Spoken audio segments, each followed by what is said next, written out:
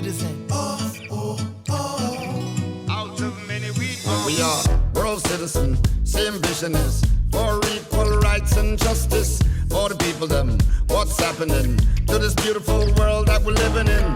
World citizen, lift up your voices. Welcome. Oh, you know Welcome to another episode of the People Powered Planet podcast, where each week we have incredible solutionaries. There are so many things we can watch out there that just deluge us with all the negativity in the world. We can drown in a sea of that darkness. And our goal is to spread some light by bringing people who are solving problems, coming up with creative new ways of solving the seemingly unbeatable problems. And today we have a very special guest. She is the organizing lead for Oxfam America. Now, Oxfam works in over 70 countries with thousands of partners and allies and communities all over the world to save lives in emergencies and to help people to rebuild their neighborhoods, and campaigns for genuine and lasting change. I knew of Oxfam, it seems to me, since I was a kid. It's one of the established kind of charities out there. But lately, they've kind of moved into the cutting edge, and we'll talk about that a little bit more in our podcast. Now, today's guest, our very special guest today, she is the organizing lead for Oxfam America, and she works with migrants and refugees. She works on fighting gender-based violence, and she also works with members of Congress to shift the policies and to make major changes. And she works with multi-issue coalitions in California and Arizona and New Mexico to advocate for migrants, for women of color, for the people of our planet, really. So without further ado, I want to introduce to you Cristina Garcia, and welcome to our podcast, Cristina.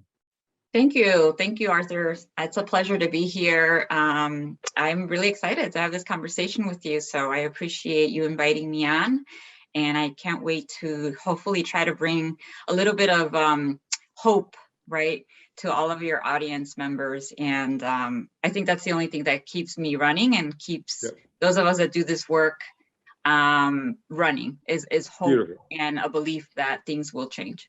Yes, beautiful. That is so crucial. Now, I understand that you were born in El Paso, but from parents who were migrants, and that you grew up going back and forth across the Mexican border. Tell us a little bit about the shifts, about what it was like when you grew up, and the shifts you've seen in the world over that border. Well, yeah, I grew up. So I grew up in Chicago, but I was born in El Paso, and so those are my 2 points of reference. When I was 3, my parents moved to Chicago, and so I always say that I have a border story, in the sense that even when we were, a little bit older, we started to just travel back to Mexico over the summers. So when we had summer vacations from school, my parents would take us by car, actually. And so we actually have to cross quite a few of the international borders. So I think I'm at like 3 of them right now, probably more, but I can't recall. But definitely El Paso and Juarez is always one of the ones that really stands out, because my dad being from Juarez, I remember just, even as of recently, before the pandemic in 2019, we took our last family trip to El Paso because we still have family there, and just walking across, right? And obviously, I say that with a lot of privilege because I am a US citizen, right? And my parents also became naturalized. And so I'm fully aware that this is a privilege that many families do not have, and many people around the world do not have, right? And so for me, something that has been highly politicized in the news, right, all over, borders being seen as this contentious, violent place. While some of those stories might be true, the stories of love and family and cross culture and cross identity are also true, right? So as I described earlier in when I came to the Rotary Club, Arthur, and you heard, I like to describe myself as having really embraced my multiple identities, right? My multiple, the fact that I am bicultural, bilingual, and that I did grow up quite literally having to navigate both US culture here, and when I was taking quite a bit to Mexico, so Mexican culture there. So I really grew up like seeing both things and just finding it really normal to walk across the border and go like grocery shopping with my aunts and uncles there, right? So I just found it really normal. So for me, it's not, I guess I really, I totally see the way that sometimes these narratives have been shaped and formed to almost really, I guess, marginalize or really create these other stories about people on the border, when in fact, it's actually El Paso, Juarez. El Paso is one of the safest cities in the United States. And what our borders also offer us is this ability to trade and to bring goods back and forth, right? And so we're like interlocked with our neighbors to the south, I feel. And so a lot of times, those are the stories that are omitted. The way that there's this entire community along the border just kind of going through life, moving back and forth as it in a normal manner, right? Yeah. And so those of us in the interior of the country have these ideas, right, around what happens there. But those of us that have actually lived there or spent some time there, it's like not a big deal to just flow. Yeah. You also have indigenous roots. Do you think, what do you think about the reality of that border? Is it something human made, or, you know, it feels so set in stone, but what's the real story? Well, for sure, it's we know that borders are man-made. We know that to be true, right? You know, when the reality is that the Americas were stewarded and belonged to the native people of the Americas, right? To the indigenous communities here who took great care and still are taking great care of these lands, right? I stand on Tonga land, and there's still Tonga people here in the LA area. And so a lot of times we forget that we created, you know, our governments, right? Governments around the world, but we've created borders according to our political beliefs and ideologies, right? And or according to how we want to sort of, you know, shift power. And so us in the United States, we're very much, you know, if we want to look at the history of how we were founded, we understand that through the colonization process, this became sort of this artificial way to really, I guess, take power and control, right? And so if I go back to my ancestors, I know I have both indigenous and Spanish, right? Precisely because of the process of colonization that we know happened throughout the Americas with the Spanish coming here. And so that's just a reality that we have to face now, but I think we could be a lot more open-minded in the way we think about borders. I mean, I totally understand this is not something we're gonna change tomorrow, right? We have a lot of interests, a lot of different opinions, and we are where we are. And so we just need to be able to figure out a system that is more practical in the way that we interact with our neighbors. You know, it strikes me when I hear what you're saying, I think about the Berlin Wall. It seems so solid and unbeatable, and people would die trying to cross it, and it was impenetrable. And then one day the people just took it down.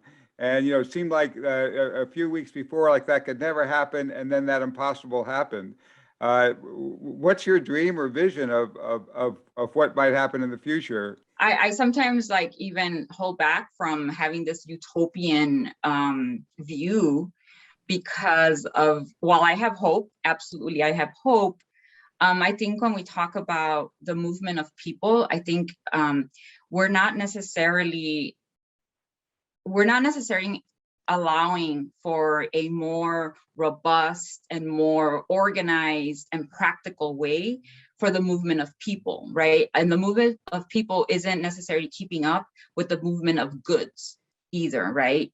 So I think that's, just there's a whole economic argument here to be made about why it would behoove us to, to just really go back to the drawing board and try to figure out solutions on our borders that make sense, at least for these two nations, right?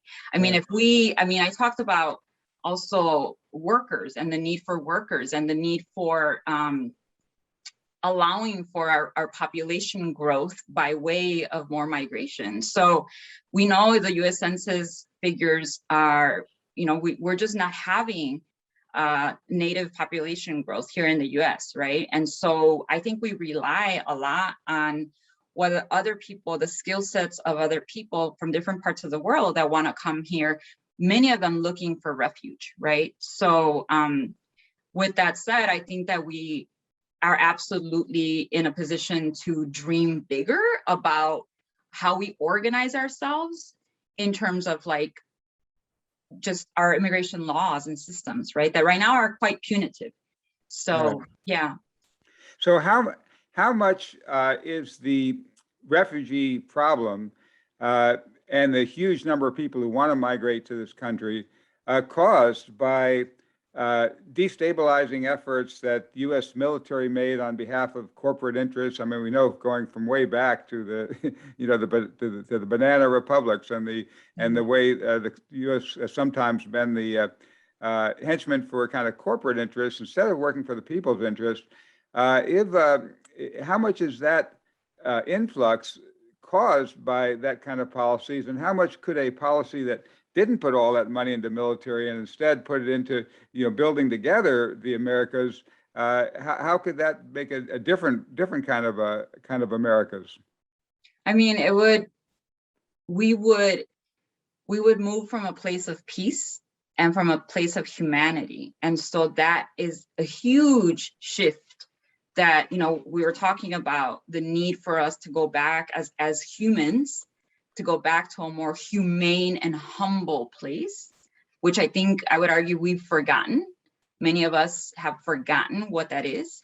And so right now we are allowing our immigration policies to be dictated by this militaristic approach, this punitive, restrictive, backwards, I would say, approach to how we view people needing to move through borders, right? And so I think I would even go as far as saying that the way that we've allowed for the militarization of the border to take place speaks to and is also parallel to the way we've also allowed for even systems like our criminal justice system, our carceral system, right? So I see this as a broader piece of almost like an apparatus that,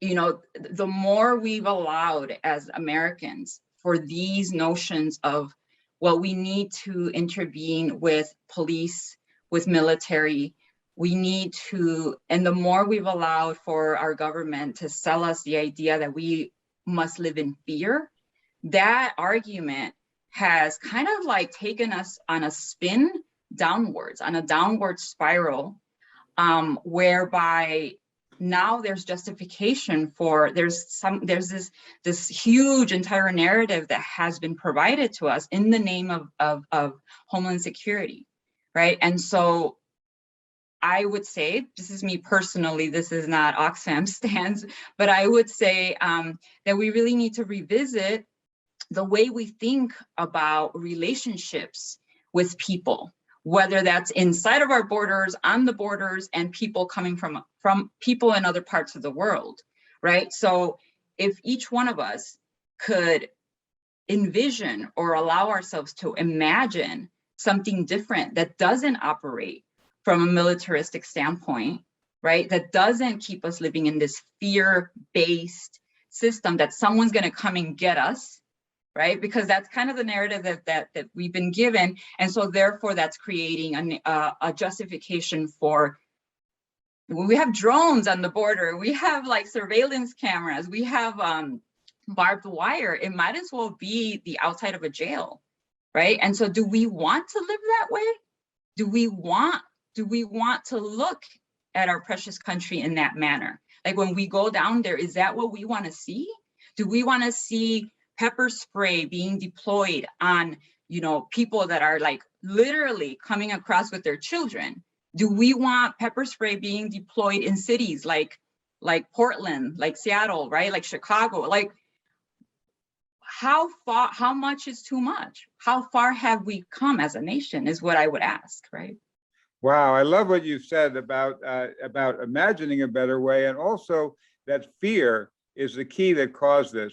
I mean, after 9/11, and we're coming right up on that anniversary, the US had a fantastic opportunity. There was an outpouring of support from all over the world, and we could have mobilized that to become kind of leaders in helping to create world law and helping to bring the world into an orderly system where we could all work together to make it a safer planet for everyone. But instead, we fell into that fear-based thing. We passed laws that took away the basic rights and freedoms of Americans. It was supposedly temporary laws, but they lasted.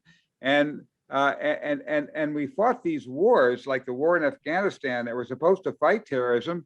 And all they did is create, you know, give birth to the Taliban and give birth to push the most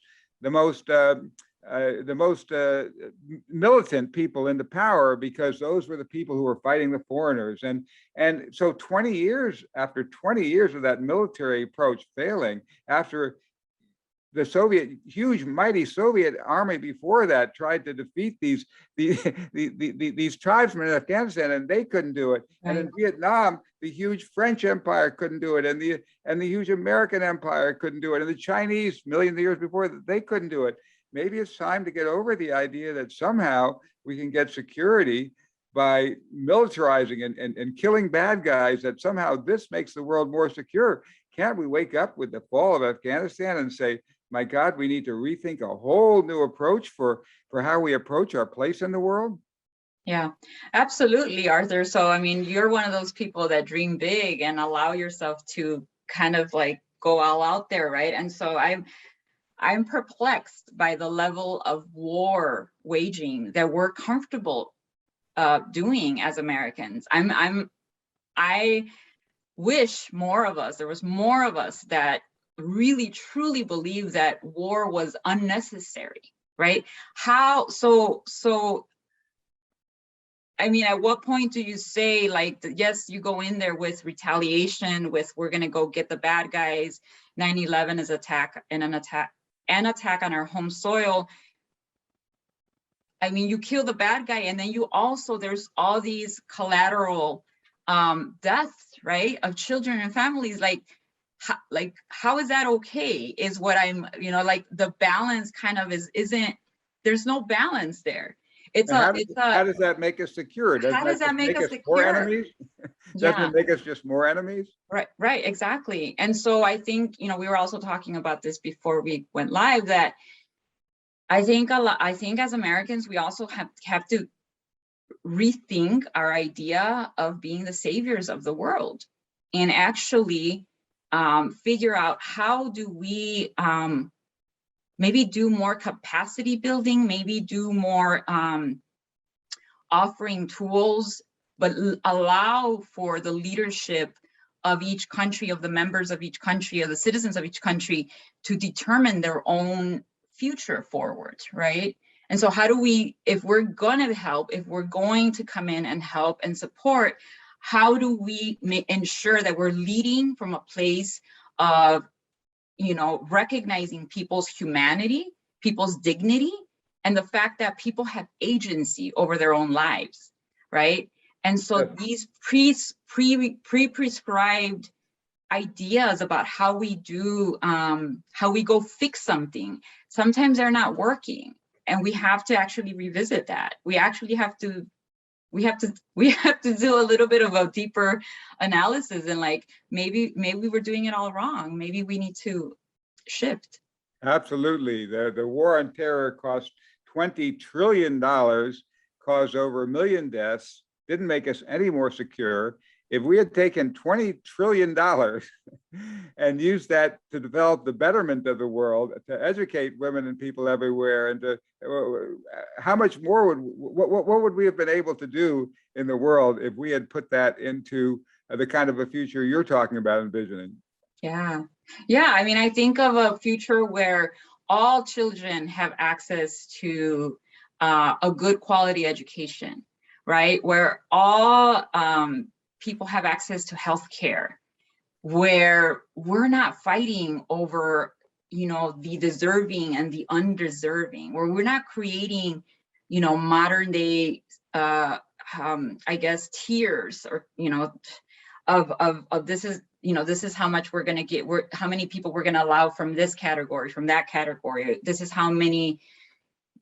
Essentially, we have these modern day systems of, who we think is deserving and why, right? And so I think, we have so much to heal as a nation. We have so much to really address in terms of our quality of life even, right? Because as you were saying earlier, Arthur, like our economic systems aren't working for us for the most part, right? So it's this race to the bottom in terms of like how much you have to work just to make ends meet.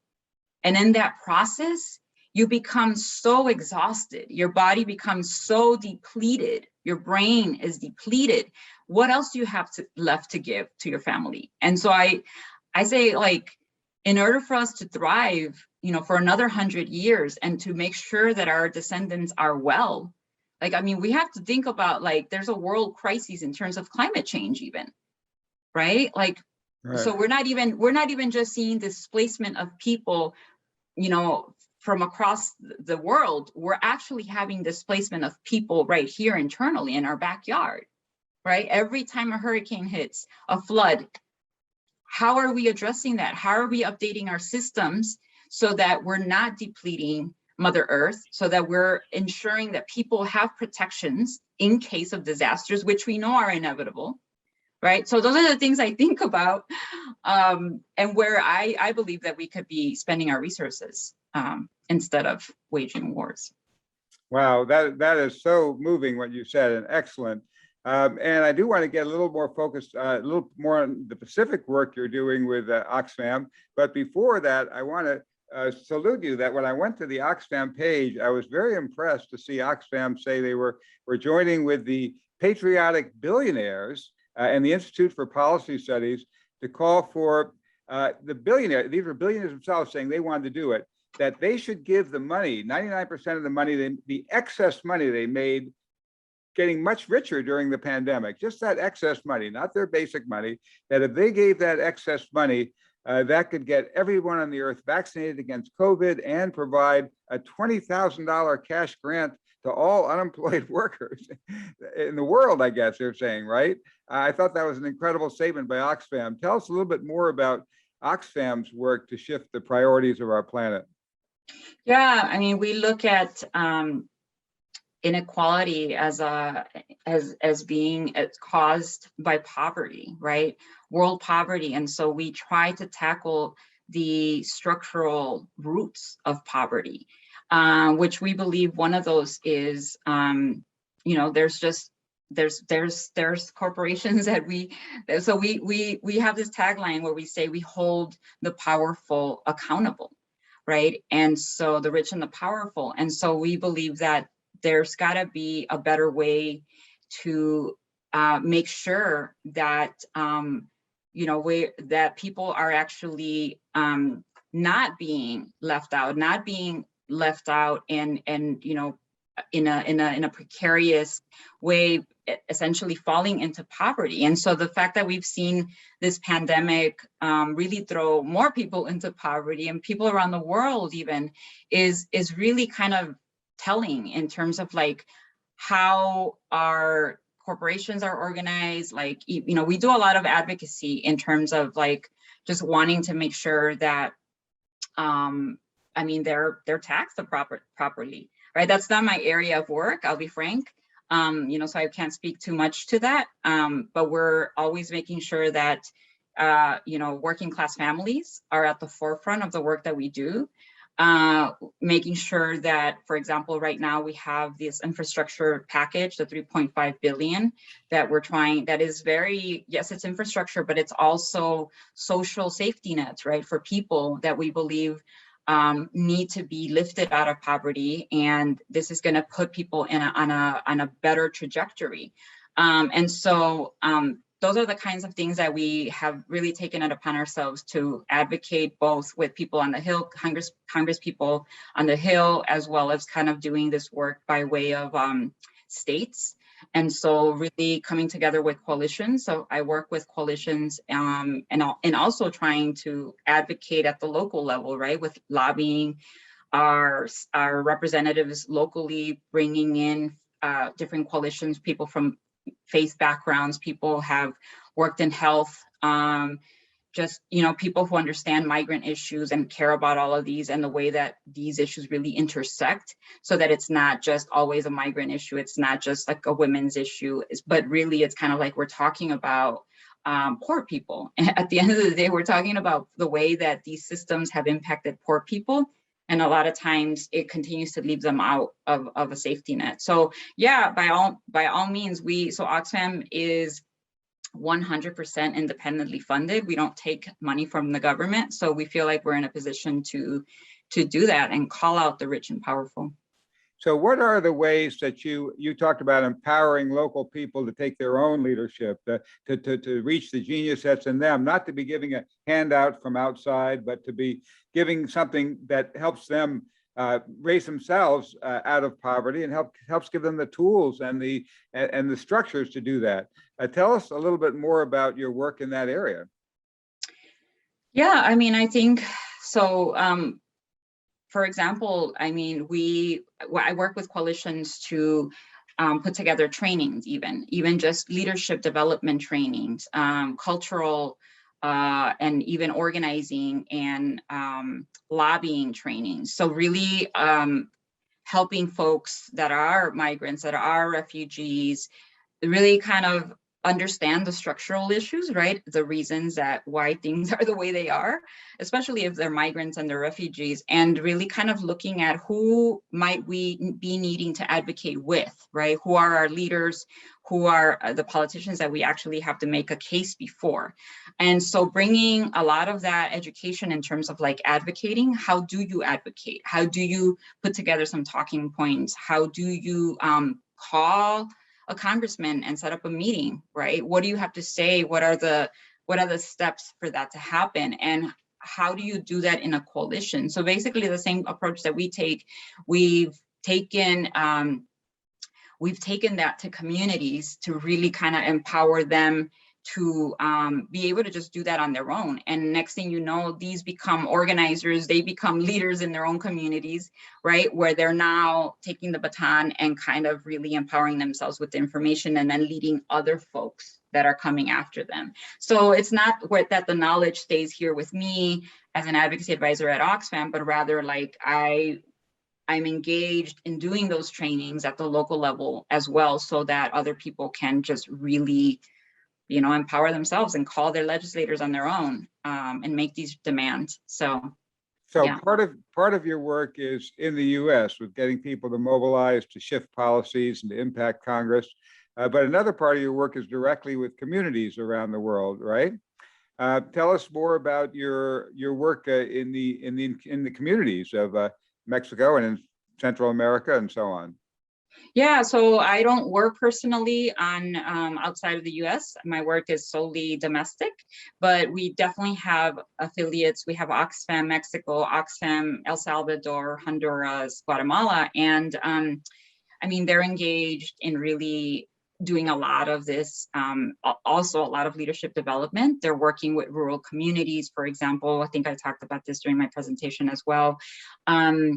In terms of like maybe even figuring out how to do farming in a more innovative way, maybe. And so there's even small scale grants that are offered for rural farmers, women in particular, to help them really, you know, cultivate their patch of land, you know, and so that they become self-sufficient. And so obviously these are not models that are like, widespread, or that we can potentially, take care of everybody and lift all boats. But it really matters when you bring in, some of this capacity building or some of the support or even economic support to a rural village, right? Where they're able then to just use this and really, by investing in small communities, they're able to do a lot more with that.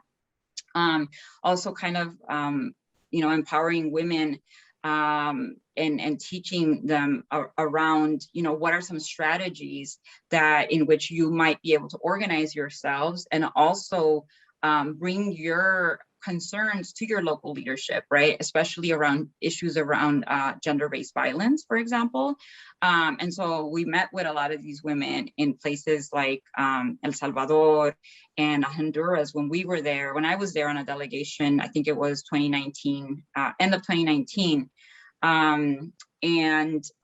mean, we can see the huge difference in the way that when someone's been working in their own leadership development, they become a lot more self-aware, a lot more feeling capable of kind of picking up, just raising their own voices, right? And so just kind of, I think Oxfam does work around bringing that technical support, the capacity building, allowing for mini grants that can then be like really, a smaller grant goes a long way in some of these communities. And so what we saw is folks coming from different villages, they really kind of gathered for our visit, and they were just having this entire program on their own, where they were having a meeting of the meetings, right? Like of different members, different chapters of their organizations, different colectivos. And again, I think, and then some of them had their children with them, their young girls. And so when they see that leadership in their mothers, even the younger girls are gonna grow up doing the same things, right? And so I think, yeah, we bring some of those tools to them, not necessarily always placing the people and their own autonomy and self-determination at the center of everything we do. We're there just to support. But yeah, that's the kind of work that my colleagues in those countries actually do. So yeah, right. Trying to speak a little bit on behalf of their work, but I'm not doing justice to the incredible amount of work that they're doing down there. Wow. We will, by the way, in about 10 minutes or so, go to questions. So if people have questions, they should raise their hands or put it in the chat. But meanwhile, I think it's so important that you're working both to empower local communities, and you're working with giving them the tools for regenerative yes. agriculture, which is so important, not only for the well-being of their communities, and which comes out of their own native roots, but which is so important for the preservation of the life on Earth. I wonder, are you also pretty familiar with, or do you have programs, or have you visited Costa Rica? No, I don't know if we have programs, but I haven't visited on a work related. I visit on my own. Oh, yeah. You have visited on your own. I have visited on my own. Yeah. But I was just as a tourist for like maybe a few days. So. Oh, well, I'm glad you did, because when you were talking about how you could envision that if we had taken the 20 trillion that went into fighting this war on terror and had used it in other ways, we could have every person get an education. We could have every person have clean energy. Well, Costa Rica is an example that did that. They were surrounded by hostile military powers. So they had an incredible president, had the foresight to just get rid of their military, and then nobody could attack them. There was nobody to attack. And so they've stayed safe for over 70 years. When they did have a challenge, they took it to the Inter-American Court that most people just don't even deal with, but the court all came to their defense. Yeah, I mean, you're not using a military, so sure. And they stopped the incursion. And, Costa Rica, if I understand it right, they have 99% renewable energy. Every single person gets an education, and they rate #1 in the World Happy Index, Global Happy Index. So is that an example to show us? And how does that impact? How do they impact the work in other parts of the region? And do they give an example to other parts of the region of an alternative way to go? I mean, I would say yes. I mean, when I visited, I mean, I'm not going to say there's zero poverty, but I think for a lot of the folks were quite pleased when I usually ask like cab drivers and like shuttle drivers, you know, what do they think? I usually try to engage people on a political conversation everywhere I go. But I think we should be looking at all these models, Arthur. I think we are we're standing in our own way by ways of this American exceptionalism where we think we're the best, but I don't know that that's true, because there are so many models like the one you just mentioned in where people are doing it a lot better. Mm-hmm. In our nation, I mean, I may call this very utopian or idealistic thinking, but I don't believe that there needs to be anyone in poverty in this country. We are one of the richest countries in the world. It doesn't make sense that we have such levels of detrimental poverty, homelessness. In the state of California, Southern California, we see this a lot. And so, yeah, I mean, I'm not a politician. I'm not up there, you know, discussing like new models of, you know, shifting new models. But I'd absolutely say we need leaders who are more open to ideas that haven't been tried in this country. I think, you know, we as people, we really need to change our ideology in terms of how we think about. I think we're really, I think the fact that we have two political systems doesn't help us, because it's kind of like this binary of one or the other, right? It's either black or it's white.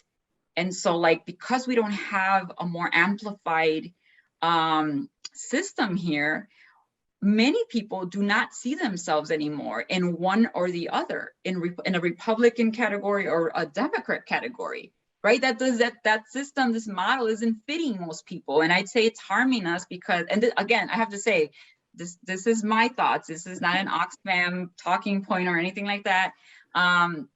This is just what I think. I think people have become disenchanted, if you will, with our political system, right? I've done canvassing. I've done tons of door knocking. I've had people look at me straight in the eye and say, what is voting going to do? I mean, that hurts, but I mean, they're not entirely wrong. Wow. So I would just, I guess, invite us. There's not a solution here, a one size like solution. I would continue to invite us to bring ideas of innovation, bring ideas of curiosity even to everybody that we come in contact with, right? Wow. If we're not satisfied with something, let's continue to talk about to the people that maybe can make some influence and do have the ability to make some change. Let's continue to bring these ideas to them and not succumb to what we have. Yeah. Well, you are so right. You're clearly one of us in your thinking, because, you know, and I think the people who make a difference and are powerful are each one of us. It's not those congressmen and senators. They're stuck in a broken system. That system is so broken that I really almost see it as impossible for it to make the change we need in the world. And that's why, you know, Bucky Fuller, of course, said that you never solve a problem by fighting the old reality. Einstein said you never solve a problem at the level at which it was created. You have to invent a new model. You have to create something above and outside that. And that's why Gary Davis and we in the People Powered Planet have been advocating, how do we invent some new, better system? And, you know, we used to think, you know, oh, well, like currency had to be US currency or French currency, and cryptocurrency came along. Oh no, that's impossible. That's a sham and all that. And now it's starting to surge. It's starting to really take off in a big way. And the nations can't stop it. They try, they stamp it out, but it's something beyond them. I'd like to see us in a political way do what you said, find a way that we, the people, start coming together in the planet in a new creative, outside the box thinking, not win-lose democracy. The majority wins and beats the bad guys, and then they win the next time, and you're fighting against each other. But a win-win synergistic system where we're all collaboratively coming together to invent the world we choose, and we can do it. We invented this current system. It's a fiction that humans made up. Humans can imagine and invent something new. And that's why it's so exciting to have you on here. Let's see if Melanie has any other, do you have any other questions we should take it to yet, Melanie? Well, hello. I just want to Cristina, thank you for your wonderful work that you're doing, and you're so clear. In fact, Maria wanted to say, she said in the chat, she says, I think the work she is doing is very inspiring. She is so clear in the way her organization works. It's so impressive, and that's what it takes. We all, like you said, new ideas. We have, and you seem very inclusive and adding, excuse me, adding other people's ideas and looking forward, and it's beautiful what you said. Thank you so much. Yes, we do have a question. Sorry about that. We'd like to go to Jack. Jack, go ahead and unmute and ask your question. Yeah, great presentation. I often think, even as I look at all of you, when you were 4 years old, that's the way I try to look at people, like, because they get hurt and things happen to them and they change and all of that. But they were innocent when they were little and 4. So the question I liked in terms of world citizenship is to ask in every village, in every city, in every town in the world, how are the children? And if the answer is they're educated, they're safe, they're encouraged, they're loved, they're fed, then that's fantastic. So as a Canadian, and I don't even like to say that, because as you think of world citizenship, I'm trying not to always think of myself as a Canadian. And that's not easy, because I like Canada, right? But one of the things that I wondered about in terms of what you're saying a little bit is that if Canada dropped its military, which Costa Rica did, very, very intriguing idea there. It feels to me sometimes that I've been raised in this country for 75 years. And has Canada really had a good run in that time? It's been a good country. It's been pretty safe. It's changing a lot like the rest of the world right now. We've got an election, which I don't know if we need right now in 2 weeks. But is part of my experience in Canada because the US has such a strong military, that we're kind of like living in the village outside the castle down by the river, and the knights are meeting inside around the round table. So that idea of speak softly but carry a big stick that you hear, it's hard for me to figure things out sometimes a little bit. And I do, the other thing I just think is that so often the easiest thing and the laziest thing to do in life is to be a cynic. That you're cynical about your leaders, you're cynical about your country, you're cynical about your neighbor, you're cynical about your council, whatever that is, when you could be a solutionary, right? Don't come with your cynicism, come with your solution. And you're just doing a beautiful job of that. But it is difficult to look at that issue of, do you drop your guard? I mean, I'm a believer, so I have a creator and a way that I look at life, and he looks after me every day and says to me, do not worry. I will call you home when I want. My father will call me home, either my creator father or my real father, who knows, right? So I try to live in that light, and in fact, working on the idea of people's light in our community, that could our city in Kelowna, British Columbia, could become a city of light, that we rise to 13 words that we've identified like 13 moons and 13 parts of the turtle's back.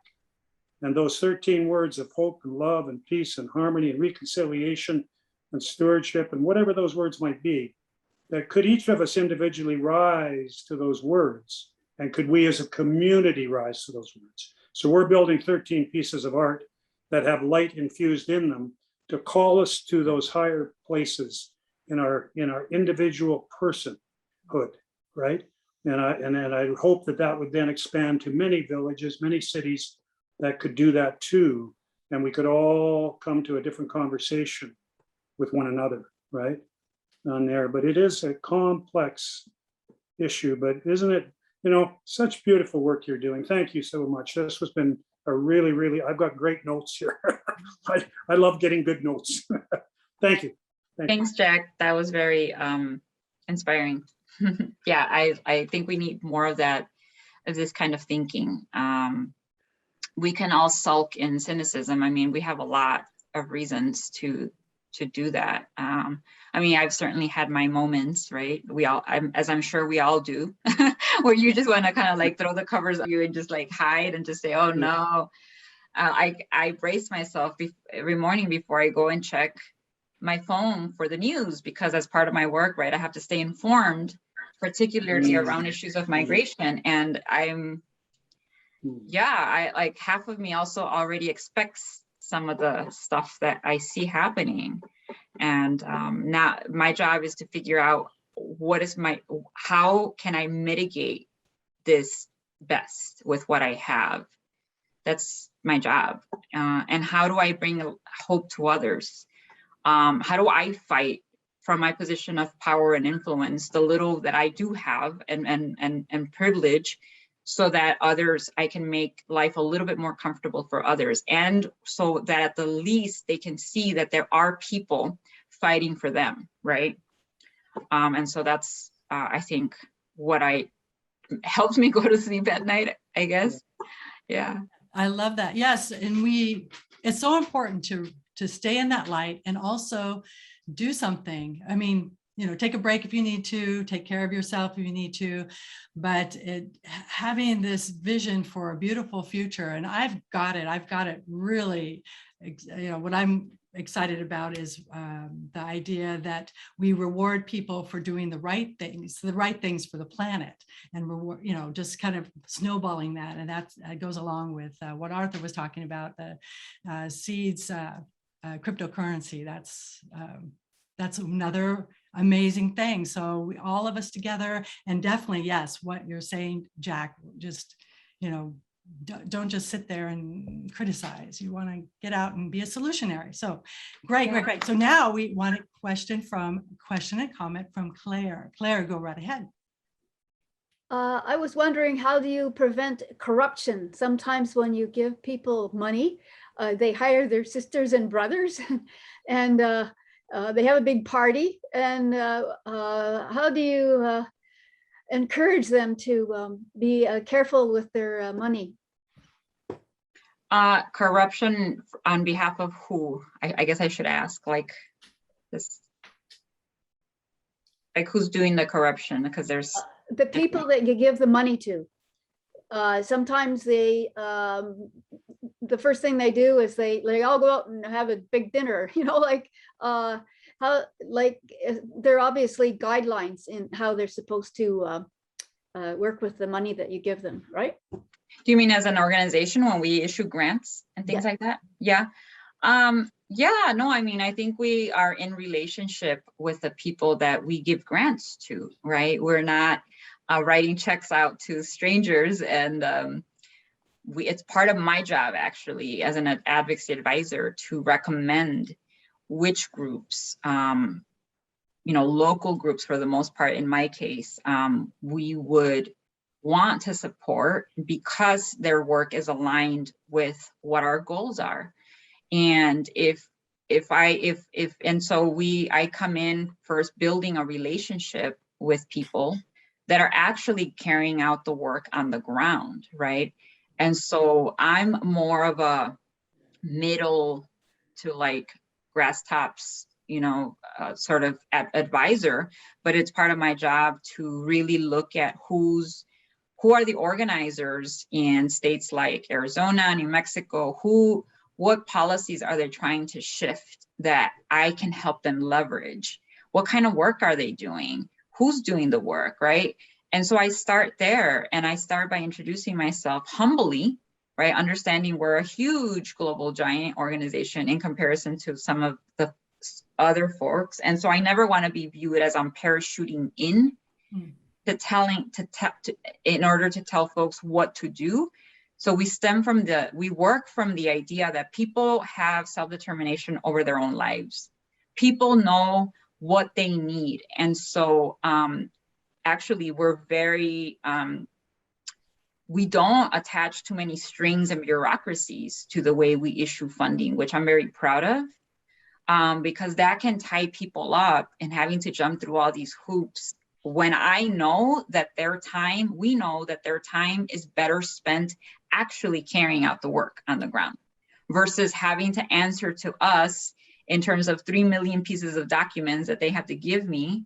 So we make it a lot easier, but because we've put in the work to get to know these people and their work, right? So if I've done my due diligence, my job well, then I will know exactly what kind of work our money is going to go towards, right? And so I would actually, to take this outside of the even further, not in a non-work related setting, sometimes when I give people, when my husband does this more than I do, I have to say, he'll give people on the street money when they ask, right?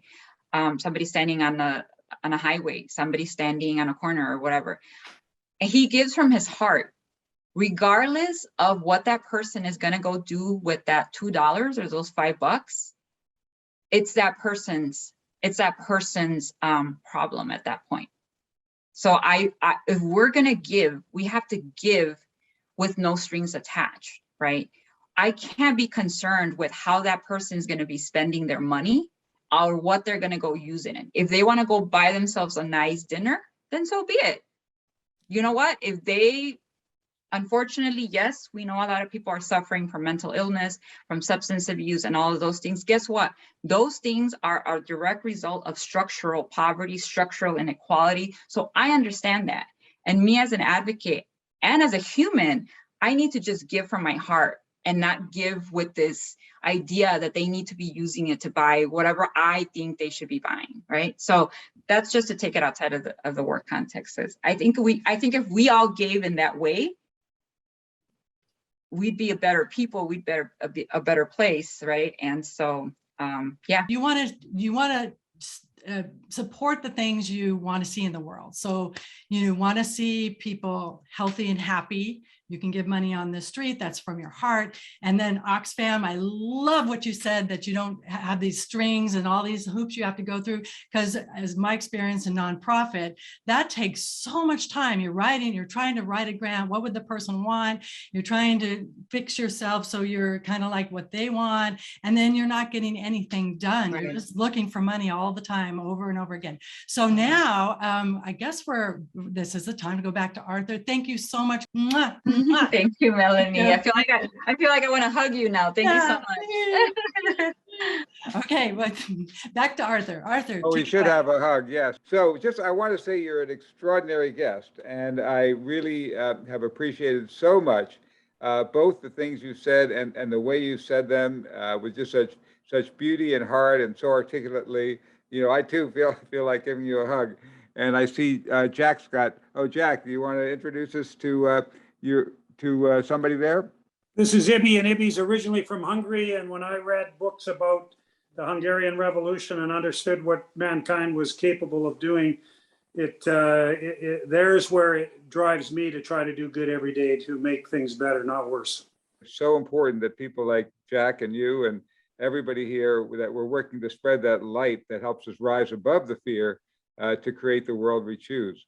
So I really appreciate that. I do want to ask a little bit more, if you could tell us about how can people personally get involved in Oxfam? What are the ways they can get involved and working with your group? Yeah, we are always welcoming people into our work. There's, you can always visit our website to see what kinds of issues you might want to be involved in. I work specifically on the migration campaign. And depending on where you're sitting and what state, if you're in the US, a lot of times I do need people who are passionate about advocating on behalf of migrants and refugees to join our legislative meetings. Sometimes we'll have panels, we'll have events. Sometimes we'll ask you to sign a petition. We have a lot of those, and or add your voice, right, to something that we're doing. And so you can visit our website, you can send me an email. We also have a people's vaccine campaign. And that's just because we're trying to make the case that the world needs to be vaccinated, not just the United States and the wealthier countries of the world, that this pandemic is not going to end as long as people aren't vaccinated in other parts of the world, right? Like, we're interconnected, and this is a true test of humanity. And so there's a whole other group of my colleagues working on that campaign. So applying pressure to the powers that be is all we do every day. So if this sounds like work you want to get involved in, like, let me know. We can plug you in. I wonder whether you'd like to give us some last thoughts about this and about what you feel is empowering the people in the world. I'll just mention one of my belief systems is building relationships, and ensuring that we are in relationship with people, right? I think that the way we're going to change the world, the way we're going to change our environment, and the way we're going to change our own policies is by communicating and making our voices heard, and actually being curious about people that are different than us, right? We have a lot of, and maybe not for this group, maybe this group here is already doing this work, but I would encourage, even the listeners, when they hear this on the podcast, to get curious about what you don't understand, right? And when I say get curious, I don't mean go to CNN or Fox or whatever is the most popular network out there, right? Like, I don't mean that. I don't mean read something about what others are saying. I mean actually reach out to people, reach out to your neighbors, right? Reach out to the people that you have questions about. Maybe they have questions for you, right? And I would urge us to get to know particularly our refugee and migrant neighbors, right? Because we're sharing a planet here, right? In this case, we're sharing a country. And so we might as well just get in relationship with them versus allowing for these narratives to overtake us, and to allow these narratives that we hear, all these fabricated narratives. Like, do we really want others to tell us how to think about these issues that are so critical to humanity?